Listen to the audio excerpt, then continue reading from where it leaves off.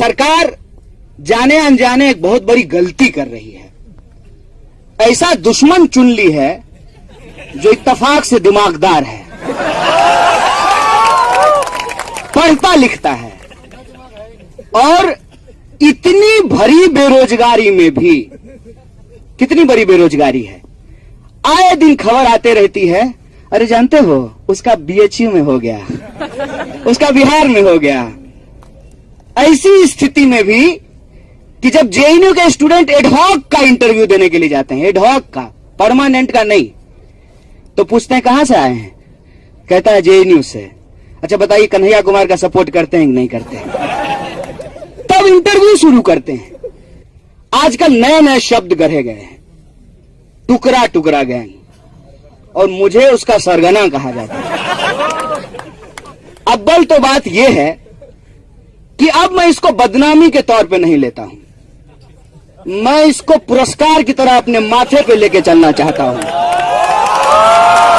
और फिर कहता हूं कि सुनो भाई साहब, गलत पंगा लिए हो, बिल्कुल गलत पंगा लिए हो। यूनिवर्सिटी ठीक से चुन लेते। हमको आपके दिल का बात मालूम है कि आप जेएनयू पे हमला इसलिए कर रहे हैं क्योंकि आपके दिल में जियो बसता है। जियो यूनिवर्सिटी वो ऐसी यूनिवर्सिटी है जो अभी तक नहीं बनी है, जिसकी दीवारें नहीं हैं, जहां गार्ड भी नहीं है कि गार्ड की सहमति से रॉड लेकर के कैंपस में घुसा जा सके, क्योंकि कैंपस ही नहीं है। वो यूनिवर्सिटी ऑफ एमिनेंस है, और वो जब यूनिवर्सिटी ऑफ एमिनेंस है तो जिसको हर साल राष्ट्रपति पुरस्कार देना पड़ता है, कितना भारी मन होता होगा सोचिए कि भाई रोज इस यूनिवर्सिटी के खिलाफ ट्वीट करते हैं, हर बार बेस्ट यूनिवर्सिटी का पुरस्कार ले जाता है। ऐसा लगता होगा हाँ इसमें तो मेरा हक था, ये जेएनयू वाले उठा ले गए। और ये जेएनयू से नफरत एक यूनिवर्सिटी से नफरत नहीं है, एक विचारधारा से नफरत नहीं है। देश कैसा होना चाहिए उस देश की परिकल्पना से इनको नफरत है।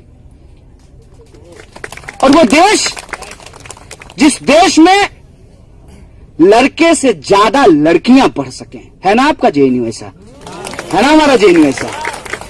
बोलिए बोलिए, मैं यहां से खड़ा होकर के बोलता हूं, देश की किसी यूनिवर्सिटी में रात को 12 बजे अकेले लड़की लाइब्रेरी से निकल करके सुरक्षित, सेल्फ डिफेंस में एसिड नहीं पास में रखना पड़े।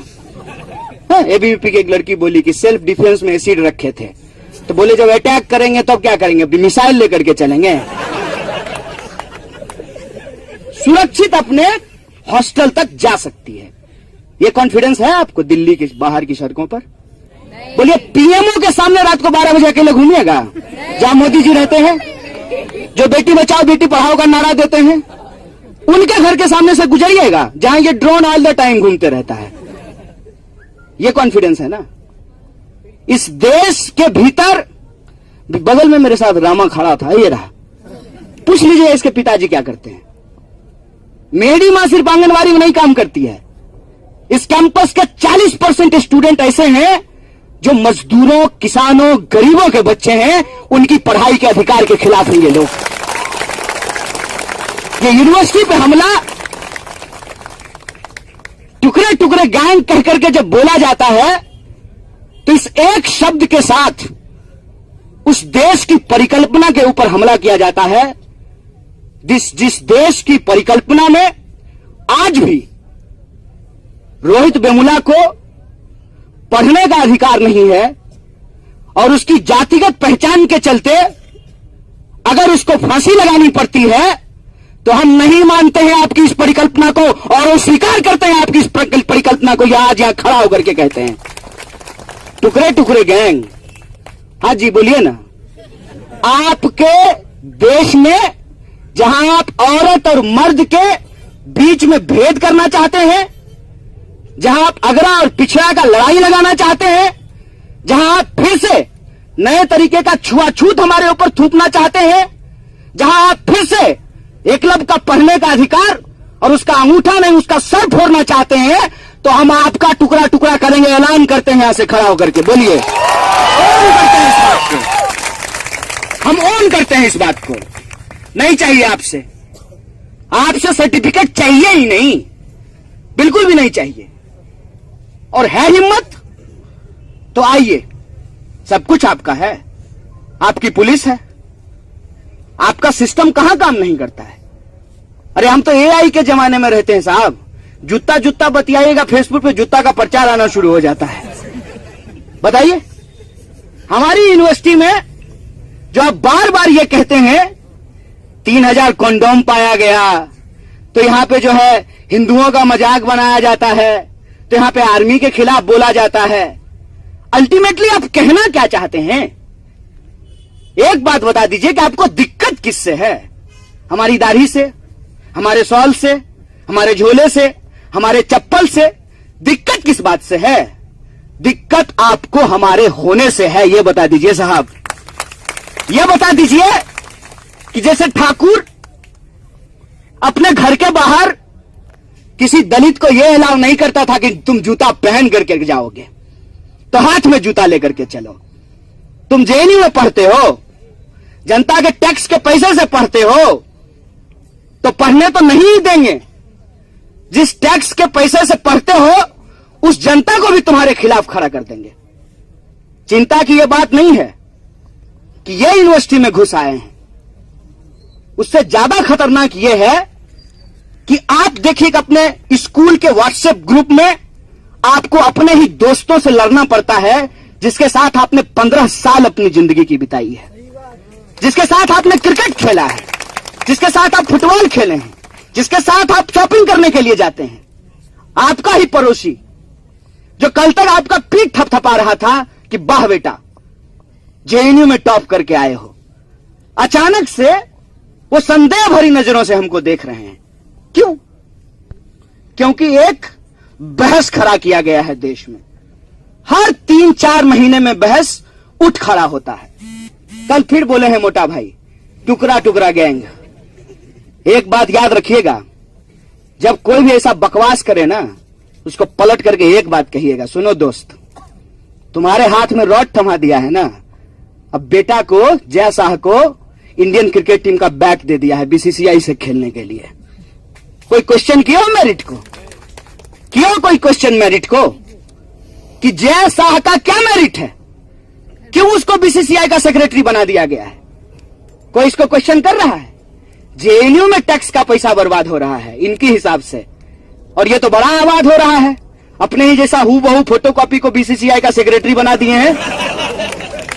नहीं, मैं बॉडी शेमिंग नहीं कर रहा हूं। ये क्या है? कोई इसको क्वेश्चन कर रहा है? देश के भीतर आज शिक्षा की जो हालत है, कोई इसको क्वेश्चन कर रहा है? फंडिंग की जो हालत है, कोई इसको क्वेश्चन कर रहा है? कितने चीजों का जवाब देते रहिएगा। जब फरवरी की घटना हुई तो जो हमको नहीं भी बेचारा जानता है, हो सकता है कि हमको वोट नहीं दिया हो, उसको भी अपने चाचा मामू के पास हमको डिफेंड करना पड़ रहा था। क्यों? नहीं, आपकी यूनिवर्सिटी में देश विरोधी नारे लगे। अरे क्या हुआ नारे का? क्या हुआ उन नारों का? 4 साल हो गया है, जब दिल्ली का चुनाव आया है तो फिर से नारा याद आया है। अब देख लीजिए, माने आप अपने काम पे वोट नहीं मांग सकते हैं, तो आप जेएनयू के बदनामी के नाम पे वोट मांगना चाहते हैं। आपके पास मुख्यमंत्री का चेहरा नहीं है, तो आप जेएनयू के प्रेसिडेंट का नकाब पोस्ट चेहरा फोटोशॉप करके घुमा रहे हैं, ताकि आप दिल्ली की जनता को यह बता सकें कि आपका पीस जो है वो जेएनयू और जामिया जैसी यूनिवर्सिटी छीन ली है। हे दिल्ली के महान मतदाताओं, मैं आपको बता दूं कि आपका फेफड़ा दिल्ली में जेएनयू की वजह से नहीं खराब हो रहा है। अगर आपको कोई ये कहता है कि जेएनयू के स्टूडेंट सिगरेट पीते हैं, तो सिगरेट पीने से उनका फेफड़ा खराब होता है, दिल्ली की हवा खराब नहीं होती है। नजीब को वापस लाने का आंदोलन, नजीब आए क्या? पता चला क्या?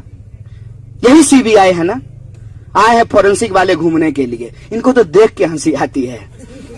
बताओ यार, पढ़ लिख करके नौकरी किए हो, हाँ? एक मूर्ख आदमी तुमको ऑर्डर दे रहा है और तुम्हारी इतनी भी हिम्मत नहीं है, तुम्हारी इतनी भी हिम्मत नहीं है कि तुम कन्नन गोपीनाथ की तरह रिजाइन कर दो कि नहीं करेंगे गुलामी तुम्हारी बात। ये एक बात होती है ना। यही सीबीआई जो है वो क्लोजर फाइल की कोर्ट के अंदर क्या कहा कि नजीब कहां गए पता नहीं कर सकते हैं। ये ड्रोन तब कहां मर गया था? क्या तब एआई काम नहीं कर रहा था? आर्टिफिशियल इंटेलिजेंस तब किसी का व्हाट्सएप नहीं घूम रहा था? तब किसी का व्हाट्सएप नहीं हैक हो सकता था? तब किसी का कंप्यूटर नहीं हैक हो सकता था? किसको बेवकूफ बनाते हैं? किसको डराते हैं? इस देश की जनता को, इस देश की जनता के खिलाफ खड़ा कर रहे हैं। क्या तर्क था? मैं उस संगठन का नाम नहीं लेना चाहता, ले लें क्या? हाँ, बॉल्डन मॉड थोड़ी है कि नाम लेने उसका ताकत बढ़ जाएगा। एबीवीपी का लोग क्या बोला था कि कलेवा देख करके झगड़ा हो गया। तुम पूरा माथा में कलेवा लपेट लो, तुमको कोई मना कर रहा है? बोलिए जेएनयू में कभी भी किसी को उसका जो प्रैक्टिस है उस प्रैक्टिस से उसको करने के लिए रोका गया हो? अरे हम लोगों को दाढ़ी बढ़ाने से नहीं रोकता है तो तुमको कलेवा लगाने से कौन रोकेगा? पूरे बहस को कहां शिफ्ट कर दिया? कलेवा लगाने पे। और आज वो मां आज भी उसको ढूंढ रही है कि मेरा बच्चा कहां है। नहीं मालूम है कि क्या हो उसके साथ। अचानक से सारा अटेंशन जो है वो विवेकानंद पे शिफ्ट कर दिए हैं। फिर उनको कोई नहीं पूछ रहा है। हम लोग ही चल करके कपड़ा हटा करके उस पर माल्यार्पण कर दें 12 तारीख को। उनसे नहीं हो रहा है, उनसे हो ही नहीं रहा है। विवेकानंद जो है वो अच्छे दिन के इंतजार में है कि कब सरकार आएगी और हमारे ऊपर से यह पर्दा हटाएगी और हम लोग जो है बोलिए अपशब्द क्यों लिखेंगे विवेकानंद के बारे में? वो इतना बढ़िया बढ़िया शब्द बोल करके गए हैं कि अपशब्द लिखने का जरूरत ही नहीं है। थोड़ा मेहनत करेंगे ना तो मैं आपको बता दूं कि ये जो कहते हैं ना कि जहां हुए बलिदान मुखर्जी, वो मुखर्जी भी इनके खिलाफ चले जाएंगे। मैं सच बात बता रहा हूं। तो जेएनयू वालों के पास यही क्रेडिट था एबीवीपी वालों के पास कि वो जेएनयू का एबीवीपी है, तो बिना कुछ किए ही उसको अच्छा पोस्ट मिल जाता था। अब मोबिलाइजेशन का बात है तो बताओ तुम जेएनयू में कहां से मोबिलाइज करोगे? दीव वाला हमेशा तुमसे जीत जाएगा। तो ले दे करके तुम्हारे पास बचा क्या? जेएनयू। तुम्हारी हालत यह हो गई कि ना घर के रहे ना घाट के। अब नौकरी भी जेएनयू नहीं करनी है। तो यहां एक बात मैं आपको स्पष्ट कर देता हूं, जेएनयू अगर बच गया तुम तब भी नहीं बचोगे। क्या जेएनयू अगर बच गया, जो बार बार क्लेम कर रहे हैं मीडिया में जाकर के कि जेएनयू में नॉर्मलसी है, नहीं है, ठोक के कहते हैं कि आएगी। इंतजार कर रहे हैं कि किस दिन नॉर्मलसी आएगी। और जब आएगी, जब जेएनयू की ये पीढ़ी बचा लेगी जेएनयू को, तब पूछेंगे how do you do dear, क्या चल रहा है बताइए। बिरादरी के साथ गद्दारी कर गए हैं। अखिल भारतीय विद्यार्थी परिषद नाम है, विद्यार्थी को ही पीट दिए। जैसे भारतीय जनता पार्टी भारतीय जनता का ही पार्टी कर रही है, विद्यार्थी ही पीट दिए। बताइए किस लोभ में कि नौकरी मिल जाएगी। आजकल तो पता नहीं चलता है कि सच क्या है अफवाह क्या है। इंटरव्यू देने के वक्त कुछ अफवाह उड़ती है, ये जानते हो आज इसका होने वाला है, और वो अफवाह सच साबित हो जाती है शाम तक। इंटरव्यू खत्म होते ही कितना नौकरी मिल जाएगा, कितने लोगों को नौकरी दे दी जाएगी। और एक यूनिवर्सिटी बंद करा देंगे, हालांकि वो होगा नहीं। क्या इतना ठंडा बोलेगा जी? नहीं होगा, नहीं होने देंगे। और यूनिवर्सिटी अगर बच गई तो तुम तब भी नहीं बचोगे। और यूनिवर्सिटी अगर खत्म हो गई जैसा तुमको लगता है, जैसा इतिहास में हर किसी को लगा है, जैसे हमको भी कभी कई बार लगता है कि बुरा ही नहीं होंगे, ऐसा हो सकता है क्या? बताइए, जो हमारे पुराने टीचर हैं उनसे पूछिए, उनको भी कभी लगता है कि ऐसा दिन उनका नहीं जाएगा। कभी वो भी स्टूडेंट लीडर थे, देखिए हमारा दिन चला गया ना, अभी नई प्रेसिडेंट बैठी हुई है। इनको भी लगता है कि ऐसा ही दिन रहेगा, ऐसा दिन नहीं रहने वाला है।